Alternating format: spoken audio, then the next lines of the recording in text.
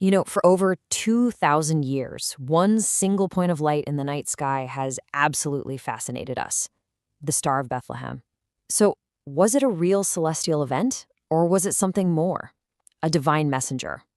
Well, that's what we're here to find out.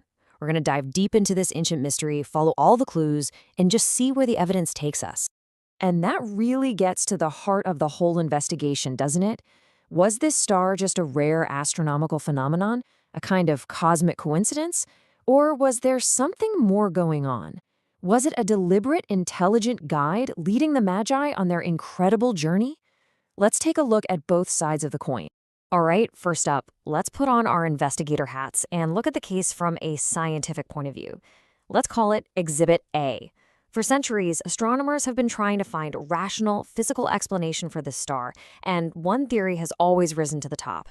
So the leading scientific idea, championed by brilliant minds like the astronomer Johannes Kepler, is that the Star of Bethlehem wasn't actually a star at all.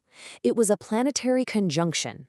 Now, that's just a fancy way of saying that from our viewpoint here on Earth, two or more planets line up in the sky, getting so close they look like they've merged into one super bright star.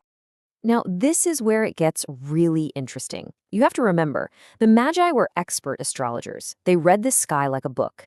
And what they would have seen was Jupiter, the planet they knew as the planet of kings, aligning with Saturn, the planet they associated with the Jewish people.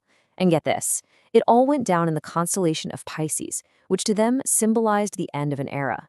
For them, this wasn't random at all. It was a giant flashing billboard in the sky announcing that a new king of the Jews had been born. The conjunction theory is elegant, it's compelling, but it's got a huge problem. It hits a massive wall. Well, it does a pretty good job of explaining why the Magi would have started their journey in the first place. The whole theory completely falls apart when you look at what the star supposedly did next. Its reported behavior just doesn't follow the laws of astronomy. And this right here shows you the core problem perfectly. Every single object in the night sky moves from east to west in a predictable arc. Why? Because the Earth is spinning. It has to happen that way. But the story says the star led the Magi south, from Jerusalem to Bethlehem, a direction no natural star or planet ever takes. And then there's the real kicker. It claims the star stopped and stood still over one specific house. No planet, no comet, no star can do that. It's physically impossible. Okay, so if the scientific case runs into a dead end, where do we go from here? Well, let's move on to Exhibit B. This is the analysis of St. John Chrysostom, an early theologian who came at this mystery from a totally different angle. He didn't use a telescope, he used pure deductive logic, kind of like a detective. So Chrysostom laid out 4 logical clues, almost like he was presenting evidence in a courtroom. First, that unnatural motion we just talked about, huge red flag. Second, it seemed to act intelligently. It appeared and disappeared when it was needed, almost as if it was hiding from the paranoid King Herod. Third, and this is maybe his most powerful point, it stood over a single house. An object millions of miles away can't pinpoint one building. It would have to be flying incredibly low in the sky. And finally, it was reportedly bright enough to be seen even during the day. That is not your average star. So Chrysostom's conclusion was that this was no natural star, but a divine power that simply took on the appearance of a star. But that leads to another question, doesn't it? If this was a divine power, like an angel or something, why not just show up as an angel? Why disguise itself as a star? And the answer, according to this line of thinking, reveals something truly profound. The messenger was tailored to its audience. For the local Jewish shepherds who were familiar with stories of angels, an angel appeared. Simple enough.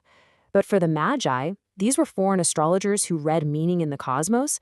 The message came in the one language they would understand best: a star.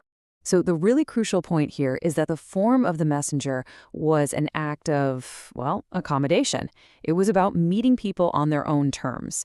It took the Magi's own passion for the stars and used that very thing as the tool to guide them from studying creation to actually meeting the Creator. So our investigation leads us right here. The star itself wasn't the destination. It wasn't just some kind of celestial GPS. It was a message, a personal invitation written in the language of the cosmos, pointing to something infinitely more significant. And so maybe the ultimate answer to this mystery is this. The Star of Bethlehem wasn't a cosmic coincidence, and it wasn't just a guide. It was a declaration. It was a message from heaven to all of us, saying, "You who search for truth in the sky, look down to the earth, for the creator of the heavens has come down to you." And in the end, that's a profound spiritual prayer that touches the heart.